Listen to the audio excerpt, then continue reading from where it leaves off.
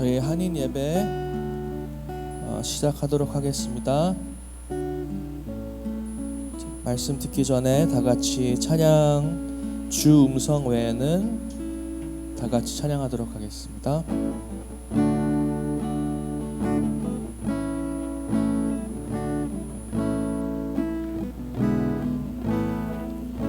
주 음성 외에는 참 기쁨 없도다. 날 사랑하신 주 늘 계시옵소서. 기쁘고 기쁘도다. 항상 기쁘도다. 나 주께 왔사오니 복 주옵소서. 나 주께 왔으니 복 주시옵소서. 주 함께 계시면 큰 시험 이기네. 기쁘고 기쁘도다. 항상 기쁘도다.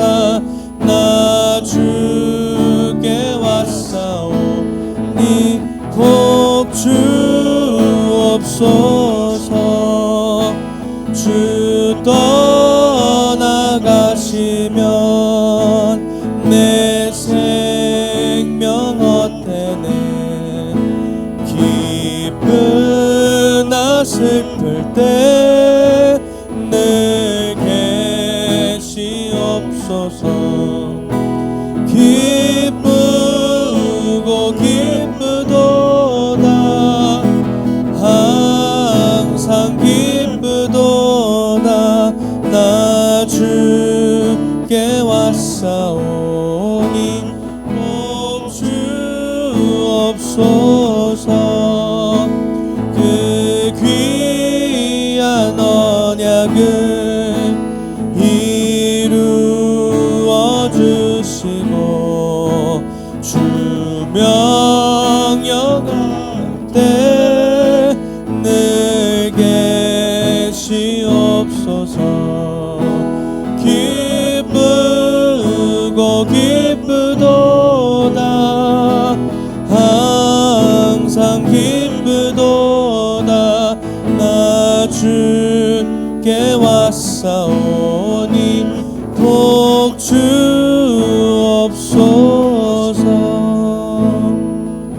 아멘.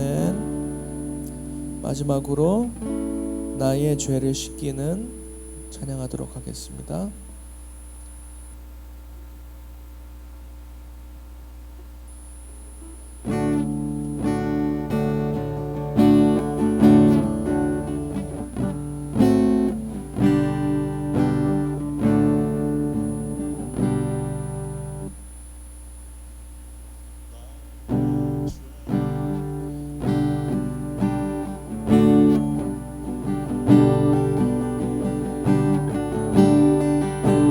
죄를 씻기는 예수의 피밖에 없네.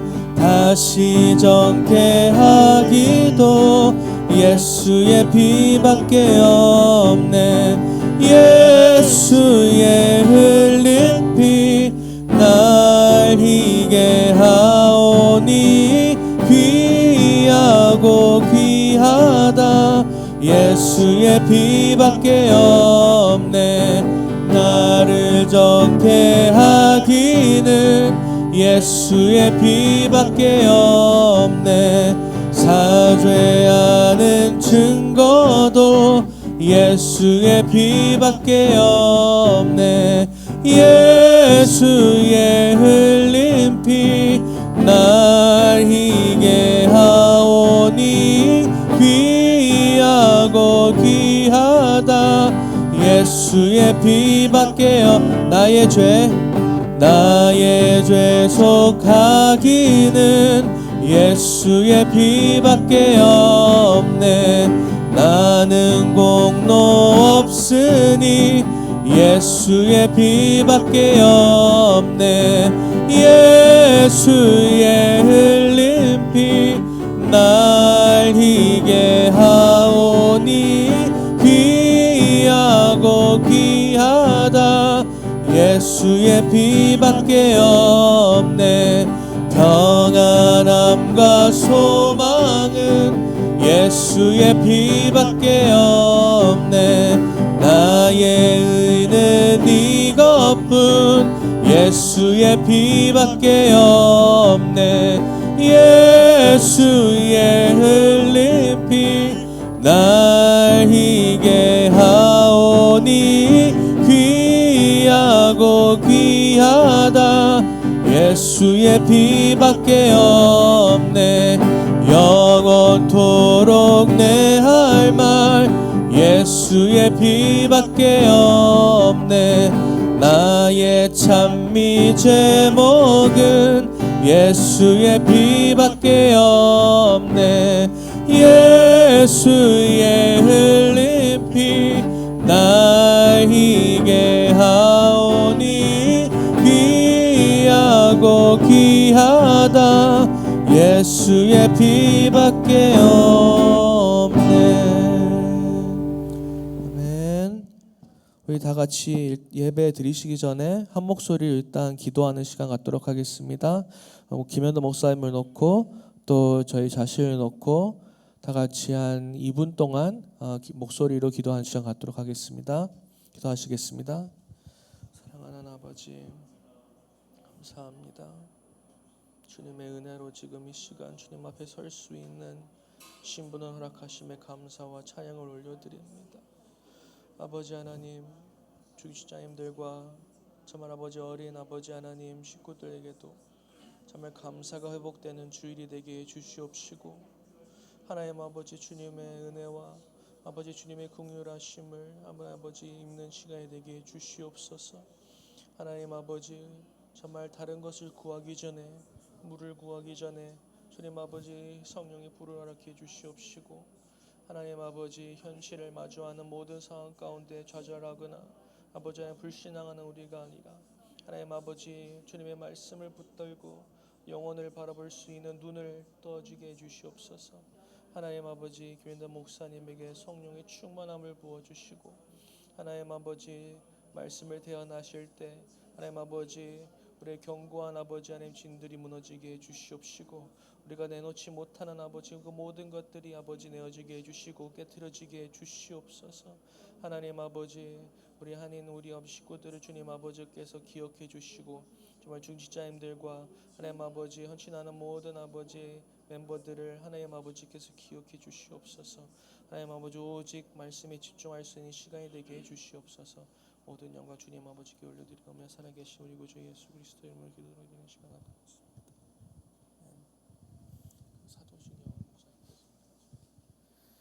다 같이 사도신경 다 같이 들어가시겠습니다. 전능하사 천지를 만드신 하나님 아버지를 내가 믿사오며 그 외아들 우리 주 예수 그리스도를 믿사오니 이는 성령으로 잉태하사 동정녀 마리아에게 나시고 본디오 빌라도에게 고난을 받으사 십자가에 못 박혀 죽으시고 장사한 지 사흘 만에 죽은 자 가운데서 다시 살아나시며 하늘에 오르사 전능하신 하나님 우편에 앉아 계시다가 저리로서 산자와 죽은 자를 심판하러 오시리라. 성령을 믿사오며 거룩한 공예와 성도가 서로 교통하는 것과 죄를 사하여 주시는 것과 몸이 다시 사는 것과 영원히 사는 것을 믿사옵나이다. 아멘.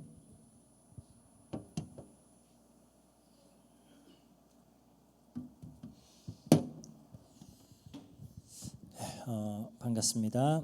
우리 하나님 말씀 마태복음 25장 31절에서 46절까지 말씀인데 31절부터 33절까지만 함께 보도록 하겠습니다. 25장 마태복음 25장 31절에서 33절 제가 읽겠습니다. 인자가 자기 영광으로 모든 천사와 함께 올 때에 자기 영광의 보좌에 앉으리니 모든 민족을 그 앞에 모으고 각각 구분하기를 목자가 양과 염소를 구분하는 것 같이 하여 양은 그 오른편에 염소는 왼편에 두리라. 아멘. 드디어 이제 오늘 우리는 예수님의 감람산 강화를 마무리하도록 하겠습니다. 예수님이 이제 유대 종교자들에게 종교 지도자들에게 화를 선언하신 후에 성전을 나와서 제자들과 함께 따로 감람산으로 가셨죠.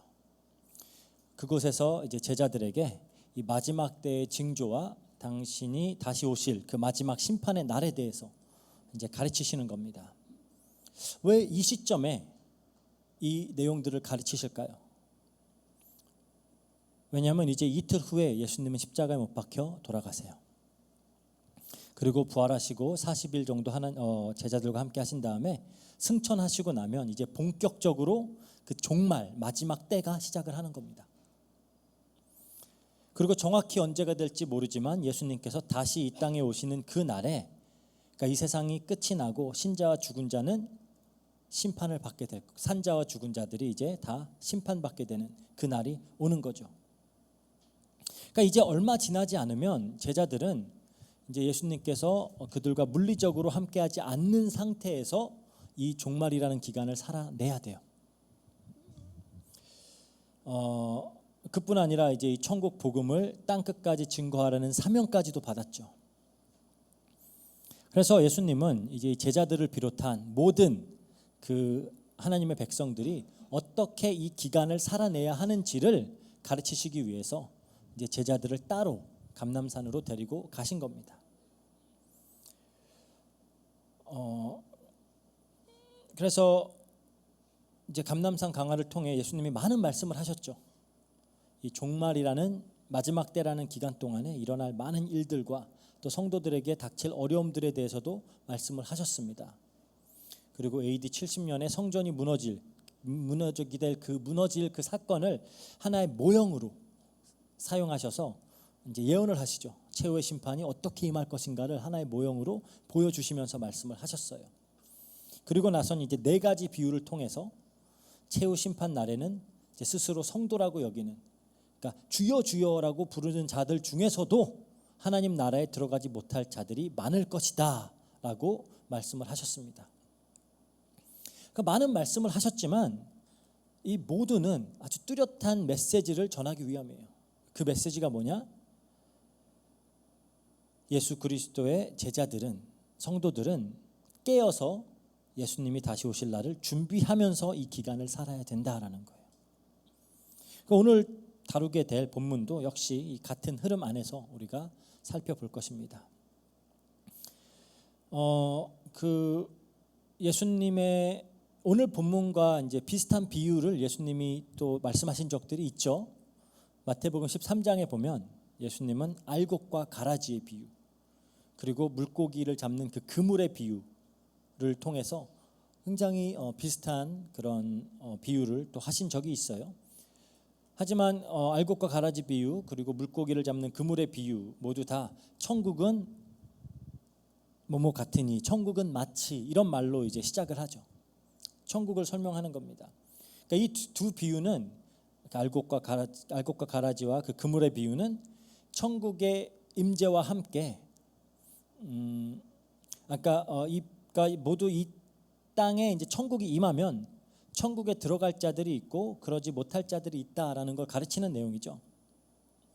그리고 이제 이 천국의 임재와 함께 이 땅에서는 구원과 심판이 동시에 지금 진행이 쭉 되고 있는 겁니다.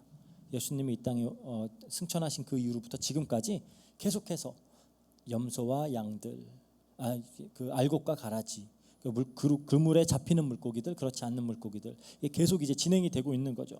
그러니까 종말 기간 내내 일어나고 있는 일이에요. 그리고 오늘 본문에선 드디어 이제 이미 임했지만 아직은 완성되지 않았던 그 하나님 나라가 완성되는 날입니다. 딱 완성되기 바로 직전. 그 날은 심판으로 시작을 하는 거예요. 심판. 오늘 31절에 그러죠. 인자가 자기 영광으로 모든 천사와 함께 올 때에 자기 영광의 보좌에 앉으리니, 그래요. 여기서 인자는 예수님께서 흔히 이제 자신을 지칭하실 때 사용하던 표현이죠.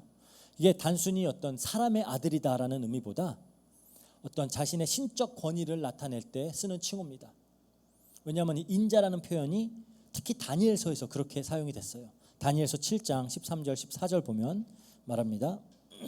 내가 또 환상 중에 보니 인자 같은 이가 하늘 구름을 타고 와서 옛적부터 항상 계신 이에게 나아가 그 앞으로 인도되매 그에게 권세와 영광과 나라를 주고 모든 백성과 나라들과 다른 언어를 말하는 모든 자들이 그를 섬기게 하였으니 그의 권세는 소멸되지 아니하는 영원한 권세요 그의 나라는 멸망하지 아니할 것이라. 이 인자예요. 그러니까 이 땅에서 이 그리스도의 사명을 온전하게 감당하시고 하늘로 올리어서 영광과 권세와 그 영원한 어떤 권세와 영광과 나라를 받게 되는 그 인자를 말하는 겁니다. 그게 지금 나다라고 얘기하는 거예요. 그리고 실제로 이제 이 일, 예수님께서 하늘로 올리어서 권세를 받는 이 일은 이제 얼마 남지 않았죠. 십자가에 죽으시고 부활하시고 나면은, 승천하시고 나면 이제 이 사건은 이루어집니다. 하지만 오늘 본문은 이 인자가 다시 이 땅에 오시는 날에 대한 이야기예요. 그렇게 영광을 받으시고 이제 하나님 나라가 확장되기 시작하고 이제 이것이 끝나는 시점, 예수님이 다시 오시는 시점입니다. 여기서 이제 영광의 보좌에 앉으리니 그러죠.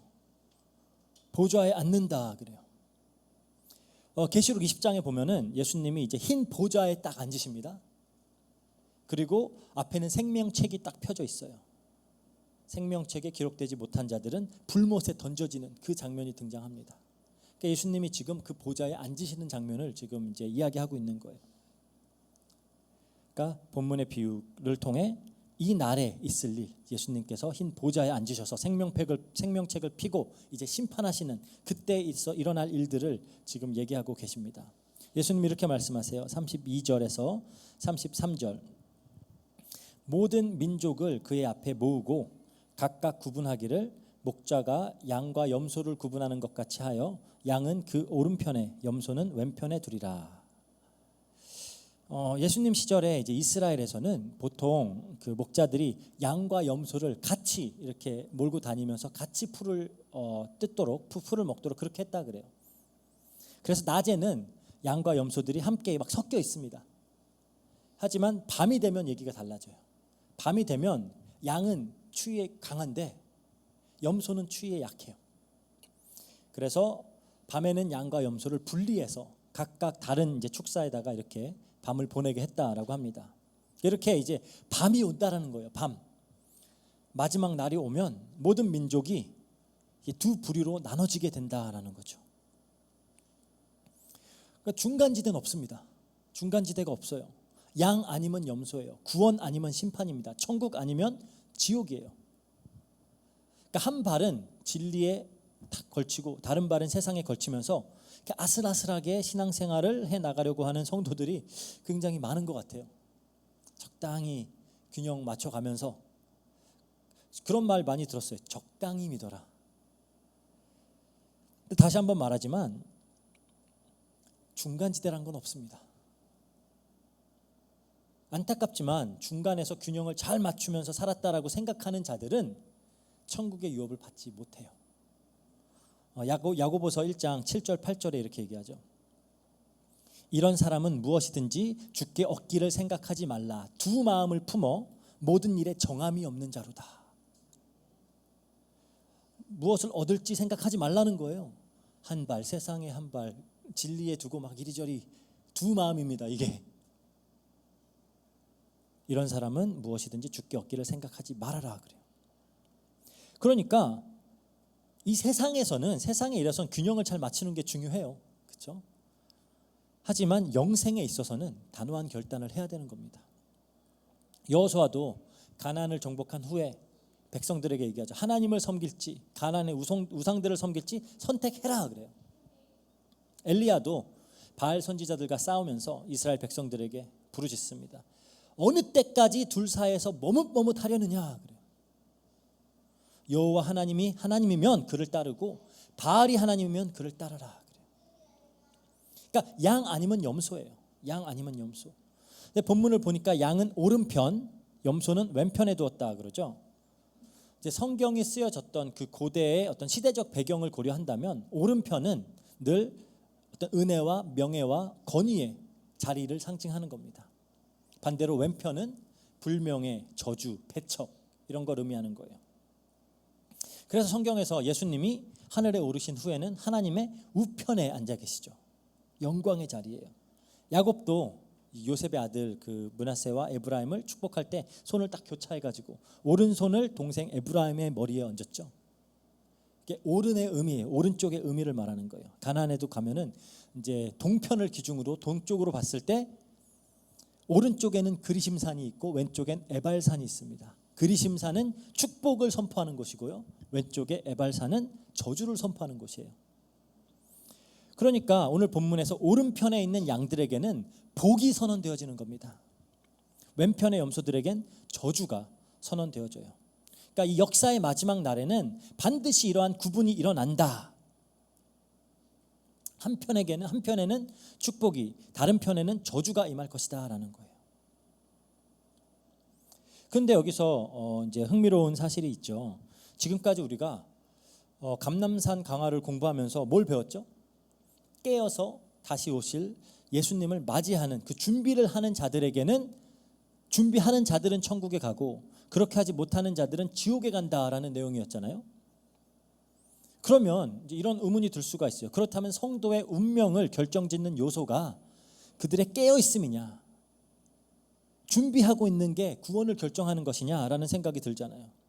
그 말은 다시 말하면 성도의 행위가 우리의 구원을 결정짓는다라는 말이 될 수도 있죠. 그렇다면 이건 우리가 지금까지 배워왔던 은혜와 복음, 은혜의 복음에 상충되는 내용이잖아요. 근데 우리가 34절을 보면은 그게 아닌 걸 알 수가 있습니다. 34절을 자세히 보시면 그때 임금이 그 오른편에 있는 자들에게 이르시되 내 아버지께서 복받을 자들이여 나와 창세로부터 너희를 위하여 예비된 나라를 상속받으라 그래요. 그러니까 복을 받을 자들에게는 이들이 상속받을 나라, 그 천국이 창세 전부터 예비가 되어 있었다라고 예수님이 말씀하시는 거예요. 그러니까 이거는 천국은 어떤 깨어 있음으로 혹은 예수님의 재림을 준비하는 그 공로로 받아낸 상급이 아니다라는 거죠. 이미 창세 전부터 이들에게 주어지기로 정해져 있다라는 겁니다. 우리를 창조하기 전부터 하나님은 구원하실 자들을 택하시고 그들이 궁극적으로 들어갈 그 나라를 준비해 두셨다라고 이야기하는 거예요. 그럼 무슨 근거로? 그리고 왜 이걸 준비했을까요? 우리가 내어놓을 수 있는 근거는 아니에요. 왜냐하면 창세 전이니까 우리는 아직 존재하지도 않았어요. 우리가 어떤 행위도 하지 않았기 때문에 우리가 내어놓을 수 있는 근거는 아닙니다. 성경은 이렇게 얘기하고 있어요. 에베소서 1장 4절에서 6절입니다. 곧 창세 전에 그리스도 안에서 우리를 택하사 우리로 사랑 안에서 그 앞에 거룩하고 흠이 없게 하시려고 그 기쁘신 뜻대로 우리를 예정하사 예수 그리스도로 말미암아 자기의 아들들이 되게 하셨으니 이는 그가 사랑하시는 자 안에서 우리에게 거저 주시는 바 그의 은혜의 영광을 찬송하게 하려는 것이라.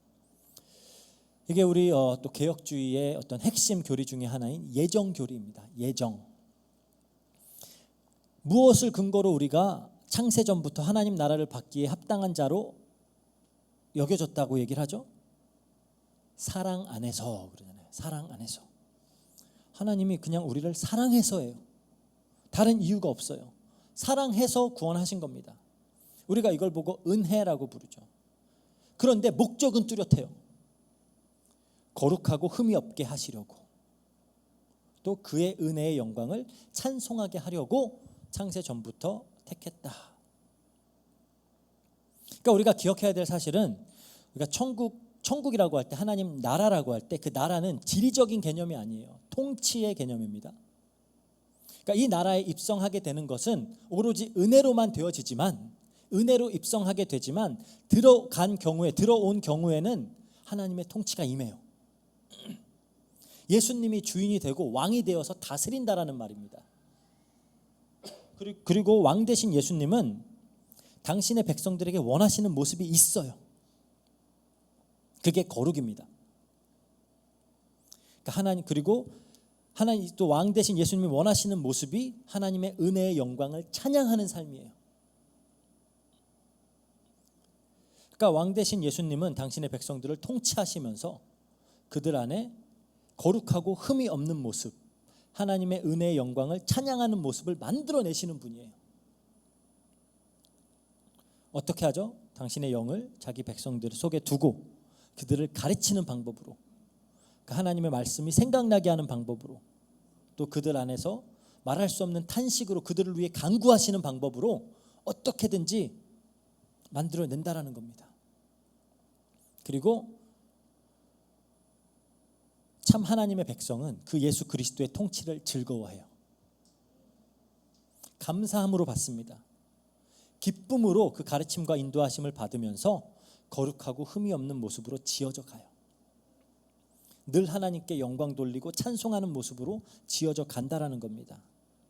그러니까 굉장히 안타까운 사실이지만 스스로를 그리스도인이다라고 부르면서 교회에 다니는 많은 성도라고 부르는 자들이 하나님의 통치를 별로 기뻐하지 않는 자들이 많다라는 거예요.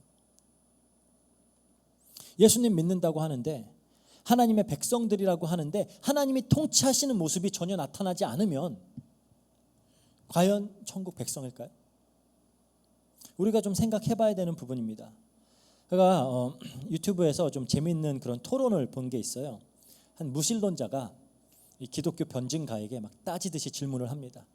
저는 죽으면 지옥 가나요? 이러는 거예요. 저는 그럼 죽으면 지옥 가요? 의도는 명확하죠. 지옥에 갑니다라는 말을 끌어내서 이 사람의, 이 변증가가 정말로 혐오 발언을 일삼는 그런 나쁜 사람으로 비추게 하려고 그 얘기를 하는 거예요. 근데 그 변증가의 대답이 걸작입니다. 뭐라고 하냐? 왜요? 천국 가고 싶으세요? 그래. 천국은 하나님 계신 곳인데, 하나님이 다스리는 곳인데, 이 땅에선 그렇게 하나님 싫다고 하나님 통치를 거부하더니 왜 죽어선 거기를 가고 싶어 하세요? 그러는 거예요. 그러니까 우리가 이미 여러 번 다뤘듯이 예수님의 초림과 함께, 그리스도의 초림과 함께 천국이 임했습니다. 이미 당신의 백성들 안에서 이 하나님 나라가 임해서 이제 완성을 향해 나아가고 있어요. 그렇다면 그들 안에는 반드시 예수님이 다스리는 모습이, 성령님이 맺어 나가시는 열매가 나타나게 된다는 거예요. 이거를 감람산 강화의 언어로 설명을 하면 깨어있는 모습이고, 이게 예수님의 재림을 준비하는 모습이라는 거예요. 이해가 되시죠? 그러면은 어떤 모습으로 나타나냐 이거예요. 우리가 깨어있는 모습, 또 재림을 준비하는 모습이 어떠한 모습으로 나타나느냐.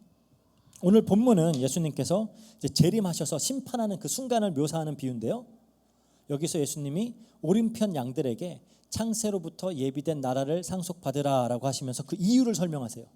그게 35절 36절입니다.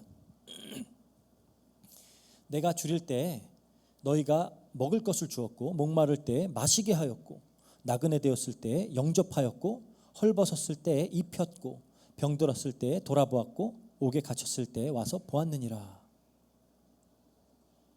그러니까 양들이 저희가 언제 그랬어요? 물어봐요. 저희가 언제 그랬어요? 그러니까 예수님이 답을 하십니다. 그게 이제 40절이죠.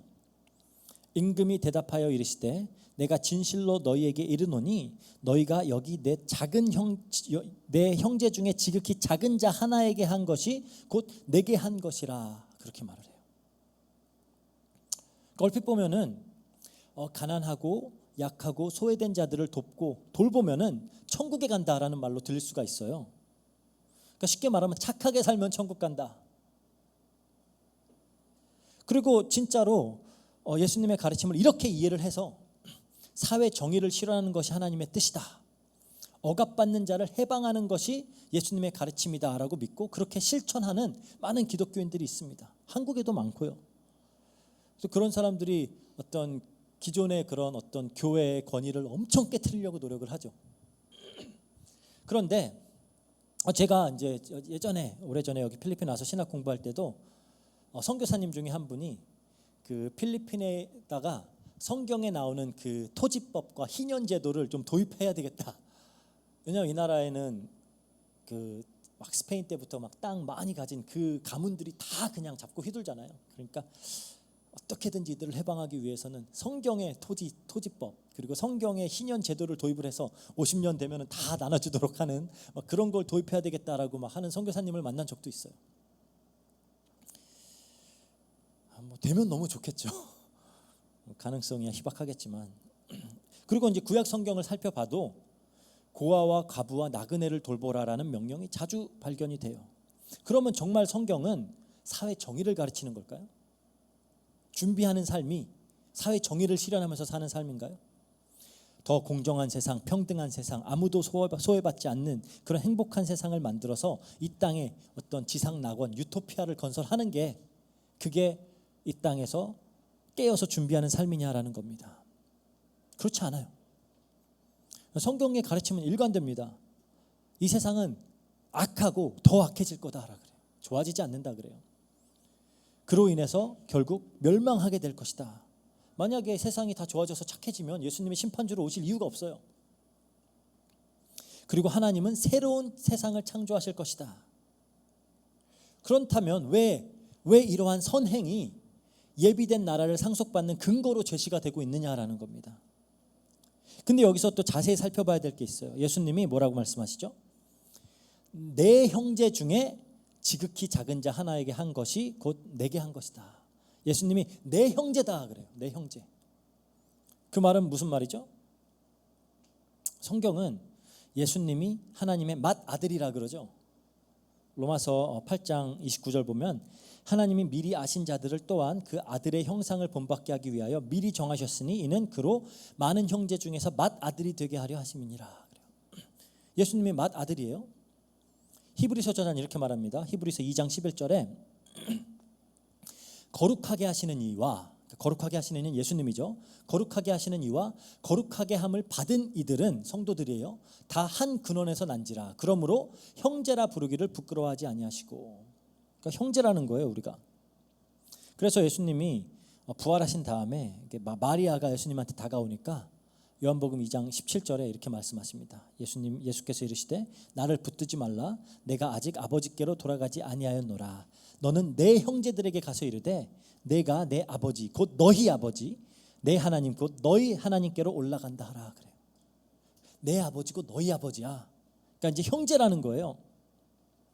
즉 예수님의 형제들은 모든 성도들이에요. 성도들. 그러니까 선행으로 좋은 세상을 만들라는 것이 아니라 믿음의 공동체 안에서 사랑을 실천하라는 명령입니다. 하나님의 계명의 핵심은 결국 하나님 사랑과 이웃 사랑이에요. 그런데 하나님 사랑은 하나님의 계명을 지키는 거예요. 하나님 말씀에 순종하는 게 하나님을 사랑하는 방법입니다. 막 이렇게 감성적으로 막 하나님 너무 좋아요 막 이게 하나님을 사랑하는 게 아니고 하나님을 사랑하는 방법은 하나님 명령에 순종하는 거예요. 그러면 남은 건 이제 이웃 사랑밖에 없잖아요. 그래서 사도 바울이 이렇게 말하는 겁니다. 로마서 13장 8절에서 10절. 피차 사랑의 빛 외에는 아무에게도 아무 빚도 지지 말라. 남을 사랑하는 자는 율법을 다 이루었느니라. 간음하지 말라, 살인하지 말라, 도둑질하지 말라, 탐내지 말라 한 것과 그 외에 다른 계명이 있을지라도 내 이웃을 내 자신과 같이 사랑하라 하신 그 말씀 가운데 다 들었느니라. 사랑은 이웃에게 악을 행하지 아니하나니 그러므로 사랑은 율법의 완성이니라. 그래요. 그러니까 정리하자면 이런 겁니다. 은혜로 하나님의 백성이 된 자들은 하나님의 통치 속으로 들어가게 돼요. 하나님이 다스리고 인도하시고 가르치면 이들은 하나님의 법대로 살게 되는데 그 법칙이 사랑이라는 겁니다. 그래서 성경은 하나님은 사랑이다 그러잖아요. 그러니까 믿음의 공동체 안에서 서로를 사랑하는 모습이 반드시 나타나야 된다는 거예요. 그리고 이 사랑의 표본은 예수님이시죠. 그러니까 예수님처럼 나를 희생하고 예수님처럼 나를 내어주어서 믿음의 형제와 자매들을 사랑하고 섬기는 모습, 그리스도의 몸으로 세워나가는 모습, 서로에게 덕을 세우는 그런 모습이 반드시 나타나야 된다라는 거예요. 믿음의 공동체 안에서. 이게 하나님 나라의 공동 상속자가 되었다라는 증거예요. 그리고 하나님 나라를 유업으로 받은 자들에게서 나타나는 모습이라는 겁니다. 그래서 예수님이 이렇게 말씀하세요. 요한복음 13장 35절. 너희가 서로 사랑하면 이로써 모든 사람이 너희가 내 제자인 줄을 알리라. 어떻게 알아요? 세상 사람들이 우리가 서로 사랑할 때. 그래서 구약에 고아와 가부와 나그네를 돌보라 하는 명령에도 항상 너희 중에 있는 이라고 얘기를 해요. 이 말은 우리가 교회 밖 사람들은 교회 밖의 사람들은 신경 쓰지 않아도 된다라는 의미가 아닙니다. 교회 밖의 사람들은 그냥 나도 이게 아니라 그들은 우리가 그리스도의 빛을 비추어야 될 대상들이에요. 그렇죠? 그들에게 실천하는 사랑은 좀 달라요. 그 마태복음 5장 16절에 그러죠. 이같이 너희 빛을 사람 앞에 비치게 하여 그들로 너희 착한 행실을 보고 하늘에 계신 너희 아버지께 영광을 돌리게 하라. 근데 어떻게 이들에게 빛을 비춰요? 우리가 이 안에서 착한 행실을 하는 거예요. 근데 착한 행실이 뭐예요? 그게 형제 사랑이잖아요. 방금 얘기했던 먹이고 돌보고 다 그게 착한 행실인데 그게 사랑이잖아요. 그래서 성도들의 형제 사랑, 이 믿음의 공동체 안에서 교회 안에서 서로 사랑하는 모습, 줄인 자들을 먹이고 목마른 자들을 마시게 하고 나그네를 영접하고 헐벗은 자들에게 옷을 입히고 갇힌 자들을 돌보는 이런 일들이 이거에 빛이 된다라는 겁니다. 그리고 이거는 뭐 먹이고 마시게 하고 이게 문자적으로도 해석할 수 있고 영적으로도 해석할 수 있어요. 항상 먹인다라는 게 하나님 말씀이 되고요. 마시는 것이 항상 성령님으로 헐벗은 자들이 옷을 입는 것, 이게 다 어떤 구원을 또 설명하는 그런 여러 가지 표현들이기도 하죠. 근데 이렇게 성도가 교회 안에서 서로 사랑하는 모습, 착한 행실로 하는 이 모습이 빛이 되어진다라는 겁니다. 이 빛이 이들을 밖에 있는 사람들을 하나님께로 이끄는 거예요. 그러니까 성도가 서로를 사랑하는 모습이 마지막 때에 깨어서 예수님의 재림을 준비하는 모습이라는 거예요. 이렇게 성도가 이제 믿음의 공동체, 즉 이 교회 안에서 서로를 사랑하면서 섬기는 모습을 다른 말로 하면 선행이다라고 하는 겁니다. 오늘 말처럼 먹이고 마시게 하고 옷 입히고 돌보고 이게 다 사랑의 실천들이잖아요. 그걸 보고 또 선행, 특히 이제 세상의 관점에서 보면 이게 선행이죠. 그렇죠? 그렇게 말할 수 있는데 그럼 우리는 이 선행을 교리적으로 어떻게 이해해야 되냐라는 거예요. 사실 오전에 이제 2주에 거쳐서 우리가 그 선행에 대해서 이제 웨스트민스터 신앙고백서 16장 선행에 대해서 우리가 이제 2주에 거쳐서 다뤘죠 이미. 그러니까 성도의 구원이 오직 은혜로만 이루어진다면은 우리는 이렇게 생각할 수 있어요. 신앙생활에서 선행이란 그냥 부수적인 요소 아니냐. 형제 사랑은 뭐 있으면 좋지만 없어도 그만인 거 아니냐. 어차피 구원 받았는데. 그러니까 이게 성도의 천국행을 결정지을 만큼 중요한 것인가? 이게 양과 염소를 구분하는 기준이 될 수 있는가라는 말입니다. 결론적으로 말하면 그렇다예요. 그렇다. 왜냐하면 이 형제 사랑 혹은 선행은 성도의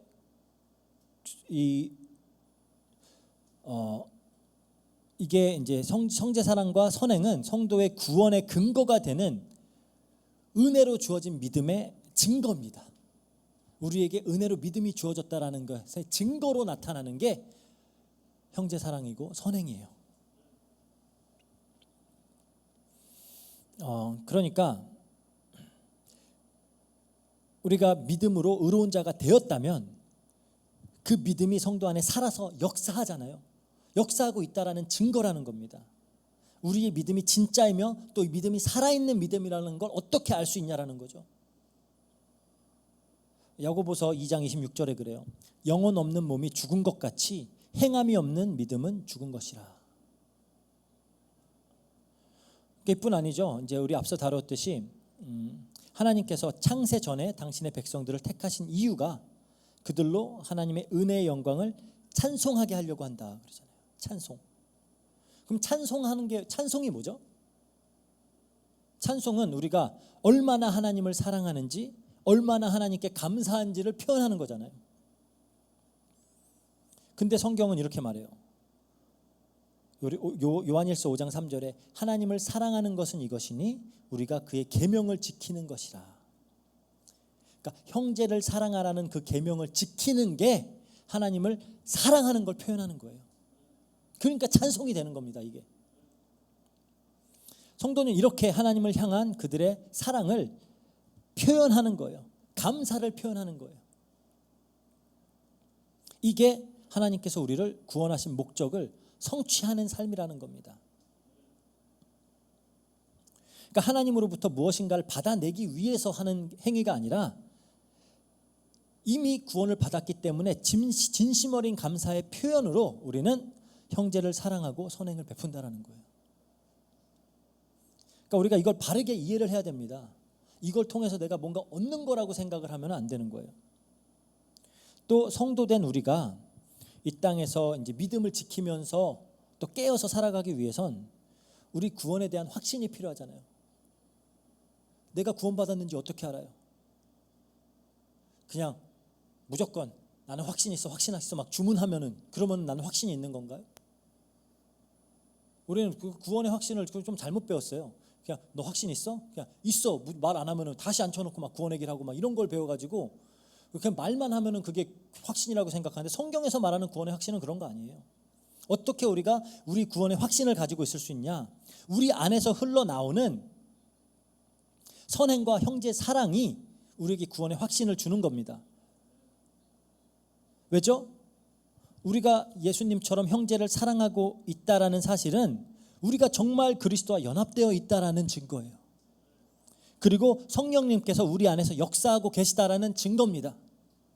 그러니까 내 안에 이런 게 나타나는 걸 보면서 아, 정말 성령님이 내 안에 역사하시는구나. 그걸로 우리는 확신을 갖는 거예요. 그걸로 깨닫게 되는 겁니다. 나에게 실질적인 어떠한 유익도 되지 않는 상황에서 누군가를 사랑할 수 있고 섬길 수 있고 세울 수 있는 마음은 인간의 죄악된 본성에서 나올 수 있는 마음이 아니에요. 근데 이게 우리에게 나오고 있다? 아, 성령님이 역사하는 게 맞구나. 그걸 보고 우리는 확신하는 겁니다. 그러니까 이 선행은 하나님께서 그냥 하라고 하는 게 아니라 이걸 할수록 우리가 구원에 대한 확신을 얻게 되는 거예요. 그리고 또 우리에게 주어진 지상 명령을 수행하는 방법 중에 하나, 땅끝까지 복음을 전하는 이걸 수행하는 방법 중에 하나가 선행이며 형제 사랑입니다. 아까 봤죠? 마태복음 5장 16절. 너희 빛을 사람 앞에 비추게 하여 그들로 너희 착한 행실을 보고 하늘에 계신 너희 아버지께 영광을 돌리게 하라. 그러니까 우리가 형제를 내 자신처럼 사랑할 때, 착한 행실로 삶을 살아갈 때 이게 우리 안에 그리스도의, 이걸 통해서 우리 안에 있는 그리스도의 복음이 매력적으로 보이는 거예요. 생각해 보세요. 그 복음이 그토록 핍박을 받던 그 초대교회 시대에 어떻게 이들은 복음을 증거하고 복음이 확산될 수 있었을까요? 자유롭게 복음을 선포할 수도 없는데, 막 말할 수도 없는데 어떻게 사람들이, 그렇게 많은 사람들이 예수님을 믿게 되었을까요? 이 신자들이 그 믿음의 공동체 안에서 서로를 사랑하는 삶, 그 선행의 삶을 보면서 아, 저렇게 사는 게 맞나 보다 하고 그렇게 구원을 받게, 그렇게 예수님을 믿게 되는 거예요. 그렇게 증거가 되는 겁니다. 자, 우리가 안타까운 사실이지만 우리 이제 종종 언론을 통해서 이렇게 악한 어떤 행위로 그런 공공의 어떤 질책을 받는 그런 목사님들이나 교계 지도자들에 대해서 많이 접하게 되죠. 그런 기사나 그런 보도들을 보면 댓글에 뭐라고 보통 써 있어요? 내가 이래서 교회는 안 다닌다. 그래요. 이런 사람들을 만들어내는 기독교가 옳은 종교일 수 없다라는 거예요. 하나님의 영광을 가리는 겁니다. 하지만 우리가 성령의 열매를 맺으면서 서로를 섬기고 사랑하면서 살아가는 모습을 본다면, 우리가 안에서 서로 가난한 자, 소외된 자, 약한 자들을 돕고 돌보면 이거 욕할 사람이 누가 있어요? 그래서 베드로 사도가 이렇게 말하는 겁니다. 베드로전서 2장 12절에 너희가 이방인 중에서 행실을 선하게 하라. 이는 그들로 너희를 악행한다고 비방하다가도 너희의 선한 일을 보고 오시는 날에 하나님께 영광을 돌리게 하려 함이니라. 그러니까 비방, 어떻게 이걸 비방을 해요? 그렇죠? 그래서 이들이 그걸 보고 아, 결국은 하나님께 영광을 돌리게 된다라는 겁니다. 근데 교회 지도자들이 막 비방받을 짓들을, 세상으로부터 비방받을 짓들을 하면은 그건 영광을 가리는 일이죠. 그리고 무엇보다 이 선행, 형제 사랑은 우리를 향한 하나님의 뜻에 부합하는 삶이에요. 에베소서 2장 10절에 그러죠. 우리는 그의 만드신 바라 그리스도 예수 안에서 선한 일을 위하여 지으심을 받은 자니 이 일은 하나님이 전에 예비하사 우리로 그 가운데서 행하게 하려 하심이라. 그러니까 이 착한 행실, 형제 사랑, 이거는 부수적인 요소가 아니에요. 반드시 우리의 구원과 함께 가는 요소입니다. 이걸 우리가 오해하면 안 돼요. 마치 우리는 은혜의 구원과 어떤 선행은 대치점에 있는 거라고 생각을 해요. 이거는 은혜고 이거는 행위고 이거는 복음이고 이거는 종교고, 그렇지 않다라는 겁니다. 함께 가는 게 맞아요. 그러니까 다시 한번 강조하지만 이 형제 사랑이, 선행이 구원의 조건이 아니에요. 이걸로 구원받는 거 아닙니다. 하지만 신앙생활에 있어서 매우 핵심적인 요소를 담당해요. 성경에서는 예수님께서 심판주로 다시 오실 때 우리의 행위에 따라서 심판하겠다라는 명령이 종종 등장을 해요. 이제 왜 이 행위가 심판의 근거로 제시되는지 알겠죠? 이게 근거이기 때문에요. 결국은 은혜입니다. 결국은 은혜예요.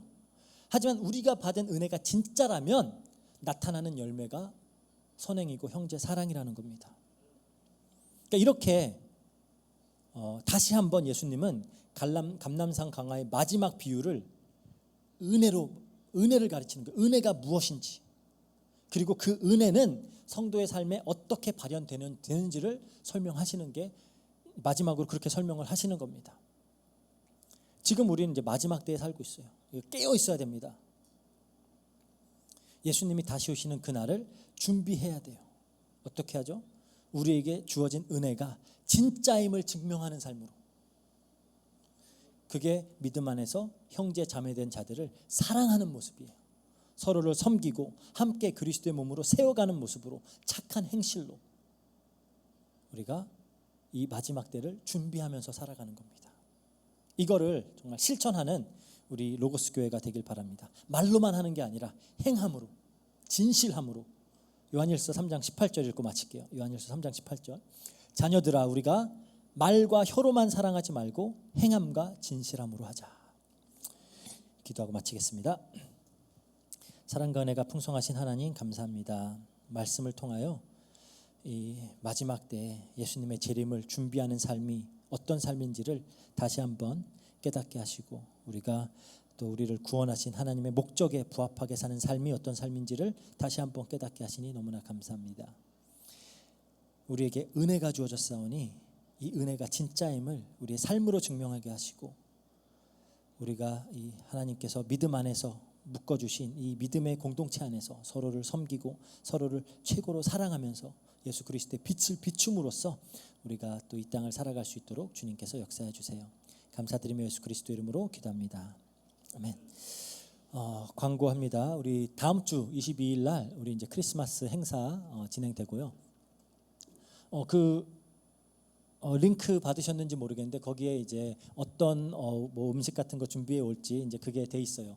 저희가 원래 이렇게 세 달에 한 번씩 뭐 세례하는 날에 하기로 했는데 이번에는 그냥 크리스마스 때 그런 식으로 하면 될 것 같습니다. 그래서 뭐 가능하시면은 거기 사인업 시트가 있는데 거기다가 적어 주시던지 아니면 저희에게 말씀해 주시면 저희가 올려서 거기에 좀 이렇게 혼돈이 없게 그렇게 이제 하도록 하고요. 다음 주에는 저희 이제 예배 이렇게 3회에 거쳐서 이렇게 하지 않고 10시에 크리스마스 예배로 같이 드리고 함께 이제 점심 식사 좀 이제 맛있게 이렇게 먹고, 평상시보다 훨씬 맛있게 이렇게 먹고, 그리고 나서 이제 우리 크리스마스 행사를 한 3시 정도까지 이렇게 진행을 할 계획입니다. 그래서 또 그 기프트 익스체인지가 있을 계획이에요. 그래서 뭐 어린 아이들은 뭐 100페소 정도, 어른들은 한 200페소 정도 가량의 선물을 준비해 오시면은 이제 게임을 통해서 서로 이렇게 또 기프트를 교환하는 그런 시간을 갖도록 하고요.